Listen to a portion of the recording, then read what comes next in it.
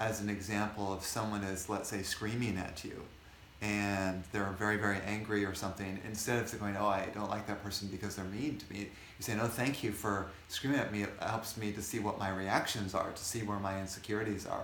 And am I actually believing you? Am I feeling ashamed? Am I feeling guilty? Whatever the particular reaction is, you say, thank you for helping me to bring that issue to the forefront. I didn't know that I had that deep down inside, that kind of reaction.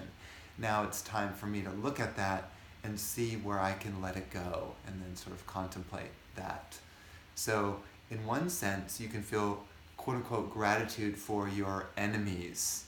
You can call them an enemy, but someone who doesn't like you or someone that hates you, they will test you to a certain degree.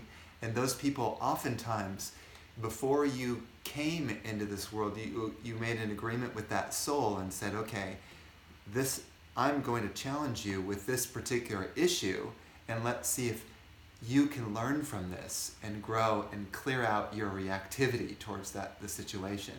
So the two souls kind of like come together and make a plan to work out karma. It's karmic relationships. And everyone is like that, everyone who we come into contact with, they are bringing out something in ourselves so we can see it more clearly. If you look at your life like that, you'll appreciate everyone, whether they're mean to you or they're really loving towards you. You can even look at it as people who are, let's say, overly flattering. You say, oh, wow, interesting, I'm feeling a reaction. I feel like I need the flattering. And that is also a sense of insecurity as well. I need flatter in order, I need flatter in order to be happy. People need to compliment me. The more I get complicated, but complimented, the happier I become. This is a sense of insecurity, so one has to look at that as well. It's like a person could flatter you or insult you, and you could remain the same, clear, open, still, quiet, peaceful, loving. Because you know that the person who's, let's say, flattering you, the next day could hate you. They could change their mind if you did something to get them mad. They could change their mind literally the next day. And then am I going to be sad because now they're attacking me because they hate me? Like, I don't want to be subject to the outside world and the circumstances and how people are treating me. I don't want to base my mood and my inner state of being on what the outside world is treating me, how other people are seeing me.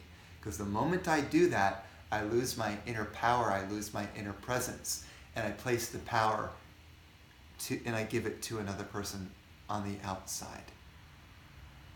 Why would I do that? And yet we're so affected, especially by people who are very close to us, people who are very intimate with us, and they will say, I hate you for this, or I dislike you for this, and we're even more affected because somehow we really need their love and their approval. And that's the codependency, right?